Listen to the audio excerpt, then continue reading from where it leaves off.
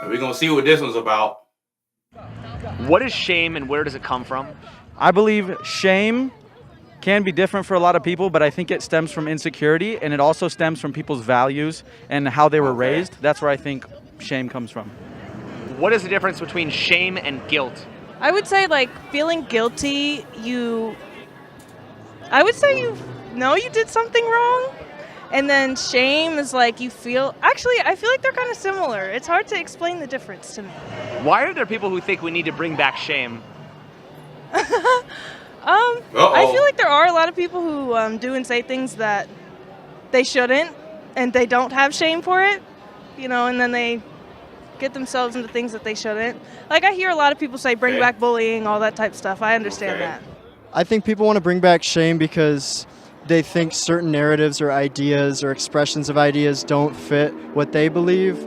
The people that want to bring back quote-unquote shame, they don't see it as shame. They see it as something that aligns with their values, but not everyone else's, and they think they're right, so that's what I think. They don't like other people's narratives or expressions of ideas that they do, and shame is a way to kind of make them feel bad for it, make them feel guilty of it, and get them to change or not express those narratives to keep a world shaped more around what they believe and what they enjoy seeing. Is there anything that deserves to be shamed? I don't think so. This is how to get in shape fast. The best way to boost your metabolic rate and get in shape is not keto, it's not paleo. As long as you're not doing something obviously illegal or like murder, stuff like that, I don't think anything should be shamed. I think people should do what they want. If something makes you happy and it doesn't hurt anybody else, it's whatever. And some people, that could be argued with religions, look down on other religions or other cultures or beliefs in a similar sense.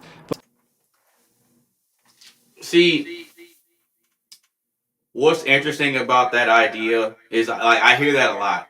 Oh, if it doesn't hurt anybody and this and that, I don't see a problem with it.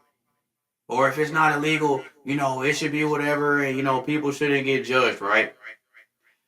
But deep down in the back of our subconscious mind, we know about certain things that should and should not be done or should be partaken in society. You know what I mean? So it's like, just because it doesn't hurt somebody doesn't mean that it's right. You see what I'm saying? And then a lot of things that are right, they may hurt you from a feelings perspective, but if you think about the grand scheme of things, is it really hurting you, or is it really getting you to think about something that could potentially make you better versus just continuing down the dark path and having that same mindset of, well, I ain't hurting nobody, so I'm just going to do whatever. Very toxic, very bad for society. We do need to have some degree of shaming and some degree of accountability. But more so like, I don't like that. I'm never going to raise my kids. I'm going to shelter them from it. And I'm going to shame them if they do that, or shame other people in front of them to kind of build that so they don't ever do it and they shame people.